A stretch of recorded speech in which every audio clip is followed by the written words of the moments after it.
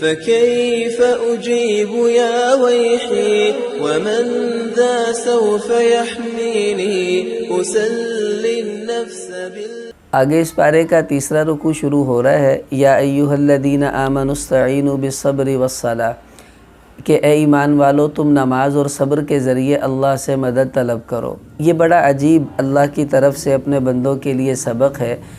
دیکھیں صبر اور نماز یہ دو چیزیں ہیں جن سے اللہ سے مدد مانگی جاتی ہے۔ ہم نماز پڑھتے ہیں اور یہ کہتے ہیں ایاک نعبد و ایاک نستعین، تو وہ نماز کے ذریعے مدد مانگی گئی۔ اب صبر کے ذریعے مدد مانگنا یہ ایک الگ حکم ہے جو نماز کے علاوہ ہے۔ سب سے پہلے یہ سمجھ لیں صبر ہوتا کیا ہے۔ صبر اصل میں ایک بریک ہے، جیسے گاڑی کی بریک ہو تو وہ اس کو روک لیتی ہے۔ صبر انسان کے اندر اللہ نے ایک بریک قائم کی ہے، اور وہ صبر اگر بریک کی شکل میں بندے کو روکتا ہے تو آدمی صبر والا ہے، ورنہ صبر والا نہیں۔ اب یہاں اللہ فرما رہے ان اللہ مع الصابرین کہ اللہ تعالیٰ صبر کرنے والوں کے ساتھ ہیں۔ صبر کس کو کہتے ہیں؟ ہم لوگ تو یہ سمجھتے ہیں کہ بس کوئی مصیبت آ گئی ہے تو اس کو برداشت کر لینا، اسی کو صبر کہتے ہیں۔ یہ بھی صبر ہے لیکن یہ پورا صبر نہیں۔ تین چیزیں صبر کے اندر پائی جاتی ہیں۔ جیسے میں نے عرض کیا کہ صبر ایک بریک ہے، اس کا معنی ہے اپنے آپ کو روکنا۔ تو صبر کی علماء نے تین قسمیں لکھی ہیں۔ ان تینوں قسموں کو جو پورا کرے گا وہ صابر کہلاتا ہے۔ اور ان اللہ مع الصابرین کا مطلب یہ ہے کہ جو صبر کی تینوں شکلوں پر قائم ہے اللہ ان کے ساتھ ہوں گے۔ اب وہ تین شکلیں کیا ہیں؟ سب سے پہلی شکل یہ ہے کہ الصبر علی الطاعہ، کہ صبر اپنے آپ کو جمانے کا نام ہے، روکنے کا نام ہے کہ نیک کاموں پر آپ اپنے آپ کو جمائیں، اس پر قائم رہیں۔ جیسے ابھی رمضان آیا ہے تو بہت سے لوگ ماشاءاللہ نماز پڑھنا شروع ہوئے، قرآن پڑھنا شروع ہوئے۔ اب یہ نہیں کہ رمضان چلا جائے تو نماز بھی ختم، قرآن بھی ختم، بلکہ اپنے آپ کو اس نیک عمل پر اگر ہم نے جما لیا تو گویا ہم نے بریک لگا لی ہے۔ تو جہاں آپ نے بریک لگا لی، آپ رک گئے، تو نیکی پر جم جانا، اس کو صبر کہتے ہیں۔ دوسری صبر کی قسم ہے وَالصَّبْرُ عَنِ الْمَعْصِيَةِ کہ انسان کا گناہ کرنے کو جی چاہتا ہے اور چل کر جاؤں گناہ کی جگہ پر اس کی طبیعت مائل ہو رہی ہے، تو یہ اپنے آپ کو روک لیتا ہے، بریک لگا لیتا ہے کہ نہیں گناہ کی جگہ پر نہیں جانا، گناہ نہیں کرنا۔ تو اپنے آپ کو نیکی پر روک لینا اور گناہ کی طرف جانے سے روک لینا، یہ ایک صبر ہے، یہ بھی صبر کے اندر شامل ہے۔ اور تیسری قسم وہ ہے جس کو ہم لوگ پہچانتے ہیں، وہ کیا کہ جب کوئی مصیبت، پریشانی، کوئی حال آ جائے اور زبان سے ناشکری کا بول نکلنے لگے تو اپنے آپ کو اس بول سے روک لینا اور اس کو پی جانا، برداشت کر جانا، اس کو بھی صبر کہا جاتا ہے۔ تو یہ تینوں کام یعنی نیکیوں پر جمنا، گناہوں سے رکنا اور آئی ہوئی مصیبت پر اللہ کی ناشکری کا بول نہ بولنا، یہ تینوں کام جو کرتا ہے وہ صابر کہلاتا ہے، اس کو صبر کرنے والا کہتے ہیں۔ اور ان اللہ مع الصابرین کا مطلب یہی ہے جو یہ تینوں کام کرے گا ایسے صبر کرنے والوں کے ساتھ اللہ ہیں۔ یہ نہیں کہ نماز بھی نہیں پڑھنی، گناہ بھی نہیں چھوڑنا اور بس جی میں تو بڑا صبر کرتا ہوں، میں تو بہت صبر کرتا ہوں۔ یہ صبر کا ایک حصہ کر رہے ہیں، اور جتنا صبر آپ نے کیا ہے اتنی ہی اللہ کی مدد آئے گی۔ پورا صبر کریں گے پوری مدد آئے گی، تھوڑا کریں گے تو تھوڑی آئے گی، اس لیے اس کا بھی اہتمام کرنا چاہیے۔ آگے اللہ تعالیٰ نے یہ بتایا کہ صبر کن چیزوں پر کرنا ہے کہ وَلَنَبْلُوَنَّكُمْ بِشَيْءٍ مِّنَ الْخَوْفِ کہ دیکھو ہم تمہیں خوف سے آزمائیں گے اور بھوک سے آزمائیں گے، مال کی کمی سے آزمائیں گے، اور اسی طرح پھلوں اور جانوں کی کمی سے آزمائیں گے۔ اگر تم نے اس آزمائش میں ناشکری نہیں کی، صبر کیا، پی گئے، نیکیوں پر لگے رہے، گناہوں سے بچے رہے، تو بشر الصابرین کا اے نبی جی پھر ایسے صبر کرنے والوں کو خوشخبری سنا دیجئے۔ وہ خوشخبری کیا ہے؟ اللہ کی رضا اور اللہ کے وعدوں جو اللہ کی طرف سے ملنے والے ہیں ان کی خوشخبری ہے۔ تو اس سے پتہ چلا ہر حال میں اپنے آپ کو نیکی پر جمائے رکھنا، گناہوں سے بچائے رکھنا اور ناشکری کے بولوں سے بچ کر برداشت کرنا، اسی کو صبر کہتے ہیں۔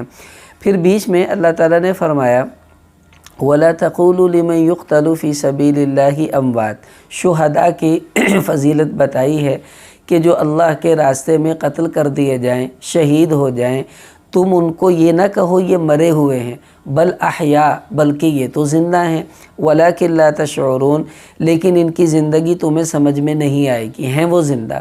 دیکھیں کوئی اللہ کے راستے میں شہید ہو جائے اگرچہ اس کو مردہ کہنا یہ کوئی غلط نہیں ہے، کیونکہ اس کی زندگی تو ختم ہو گئی ہے، اسی وجہ سے اس کی وراثت بھی تقسیم ہو گئی، اس کی بیوی بھی بیوہ ہو گئی ہے اور وہ آگے شادی بھی کر سکتی ہے عدت کے بعد۔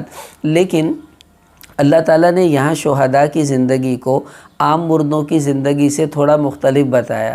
وہ کیا بتایا کہ بل احیا، کہ وہ زندہ ہیں، تمہیں ان کی سمجھ نہیں ہے وہ کیسے زندہ ہیں، تو تم ان کو مردہ نہ کہو۔ وہ کیوں کہ اللہ شہداء کو قبر میں رزق دیتے ہیں، وہ کھاتے ہیں پیتے ہیں، لیکن عام مردوں کے لیے یہ فضیلت نہیں ہے۔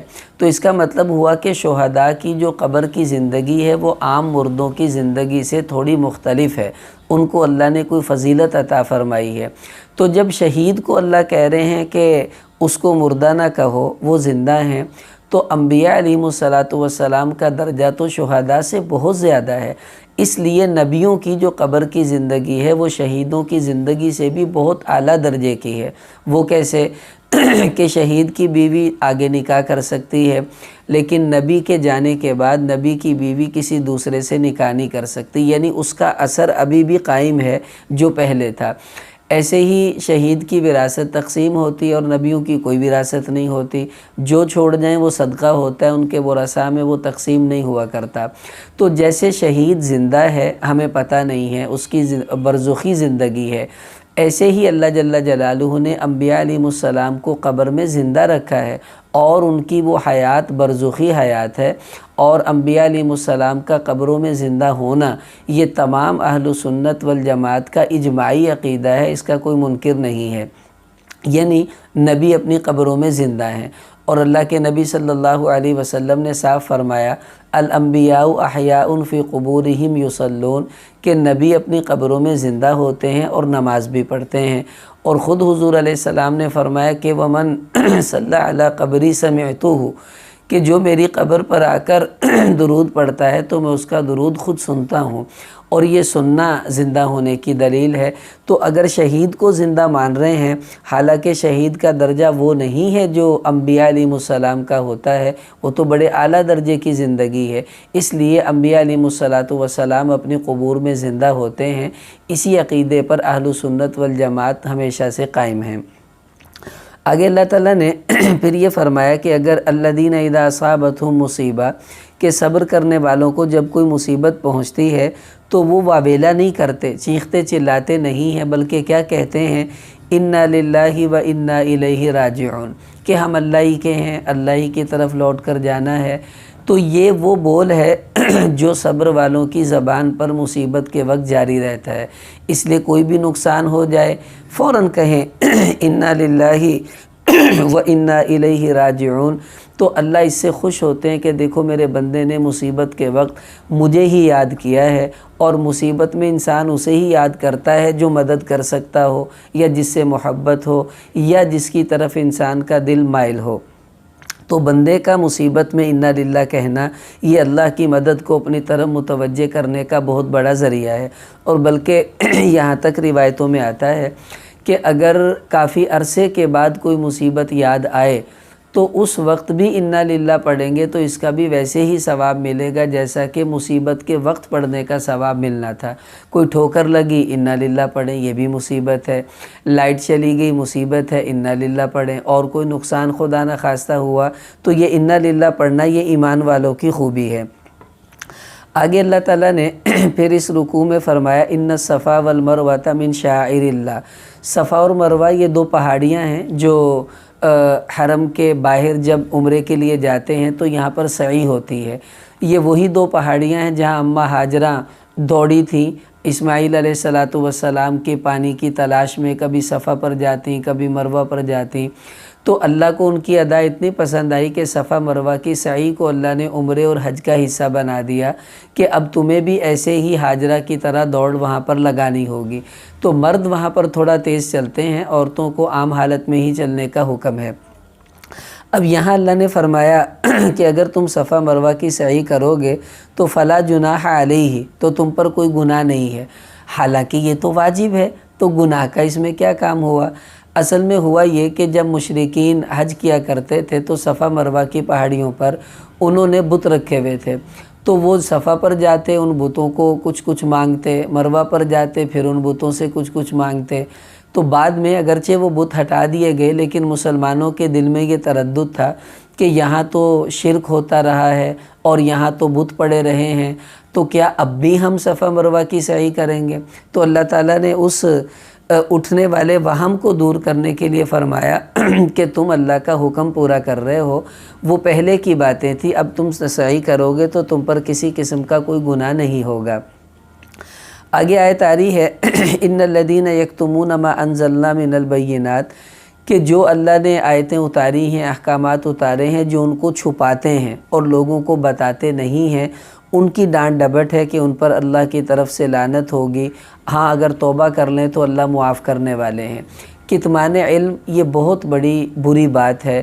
کسو کہتے ہیں کہ اگر آپ کو نیکی کی کوئی بات پتہ ہے اور کسی نے آپ سے وہ پوچھی ہے تو آپ کو وہ چھپانی نہیں چاہیے بلکہ وہ بات اس کو بتا دینی چاہیے۔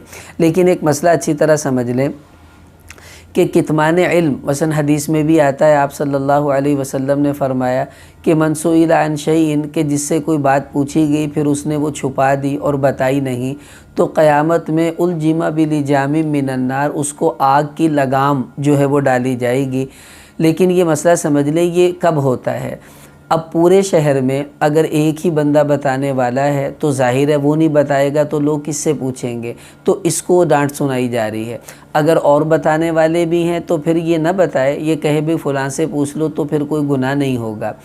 اسی طرح اگر مجھے صحیح بات پتہ ہے پھر مجھے بتانی چاہیے، اگر مجھے بات پوری طرح نہیں پتہ، کچی پکی ہے، شک شبہ ہے، تو پھر میں اس ڈر سے نہ بتاؤں کہ کہیں غلط نہ بتائی جائے، تو پھر بھی کوئی گناہ نہیں ہوگا۔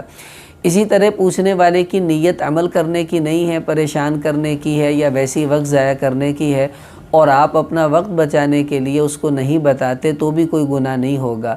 اگر اس کی نیت بھی اچھی ہے، آپ کو مسئلہ بھی صحیح پتہ ہے اور پورے شہر میں بتانے والا بھی دوسرا کوئی نہیں ہے، تو پھر نہ بتانا گویا کہ لوگوں کو علم سے محروم رکھنا ہے۔ اسی پر وعید ہے، اسی پر ڈانٹ ہے۔ اس لیے اگر کوئی ایسی صورت ہو تو پھر ہمیں علم کو چھپانے کا کبھی بھی اہتمام نہیں کرنا بلکہ اس کو بتانا ہی چاہیے۔ اور علم تو خزانہ ہے، جتنا خرچ کریں گے اللہ اتنا ہی اس کو بڑھاتے رہتے ہیں۔ آگے اللہ تعالیٰ نے فرمایا کہ اگر یہ ایسا نہیں کرتے تو پھر ان کے اوپر اللہ کی طرف سے لعنت ہوگی اور سب کی لعنت ان کے اوپر برسے گی۔ اور آگے ان الذین کفروا، کہ وہ جو کافر ہیں اور کفر پر ہی مر گئے، تو اولئک علیہم لعنت اللہ، ان پر اللہ کی لعنت، فرشتوں کی لعنت، سب انسانوں کی لعنت۔ انسانوں سے مراد وہ جو مسلمان ہیں، کیونکہ کافر تو کافر پر لعنت نہیں کرے گا۔ اب یہ سب کی لعنت ان کے اوپر برس رہی ہے۔ اب یہاں لعنت کے بارے میں سمجھ لیں کہ دیکھیں سب سے بڑی بد دعا وہ لعنت ہے۔ لعنت کہتے ہیں اللہ کی رحمت سے کسی کو دور کرنے کی بد دعا دینا، اور ظاہر ہے اس سے بڑی کیا بد دعا ہوگی۔ تو لعنت کب کر سکتے ہیں؟ اگر تو کسی کے بارے میں یقینی طور پر آپ کو علم ہے کہ اس کا انتقال کفر پر ہوا، جیسے فرعون، حامان، ابو جہل وغیرہ، تو ان کو تو لعنت کر دیں گے تو کوئی حرج نہیں ہے۔ لیکن ویسے کسی کو مسلمان کو لعنت کرنا یا کسی زندہ کافر کو لعنت کرنا یہ مناسب نہیں، اس لیے کہ ہو سکتا ہے اللہ اس کو ہدایت دے دے۔ اور مسلمان کو لعنت کرنا، حدیث میں آتا لعن المؤمن کا قتلہ، کہ مومن کو لعنت کرنا اتنا بڑا گناہ ہے جیسے کہ قتل کر دیا، اور قتل کا گناہ کتنا ہے یہ آپ خود سوچ لیں۔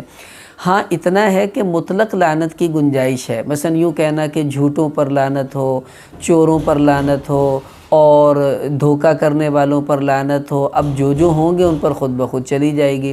لیکن کسی کا نام لے کر لعنت کرنا یہ مناسب نہیں ہے، اس سے بچنا چاہیے۔ عورتوں میں یہ بڑی گندی عادت ہے، وہ لعنتیں کرتی رہتی ہیں اور اس کا بہت زیادہ استعمال عورتوں میں ہوتا ہے۔ اس لیے لعنت والی جو بات ہے وہ اپنی زبان پر لانے سے مسلمان کو بچنا چاہیے۔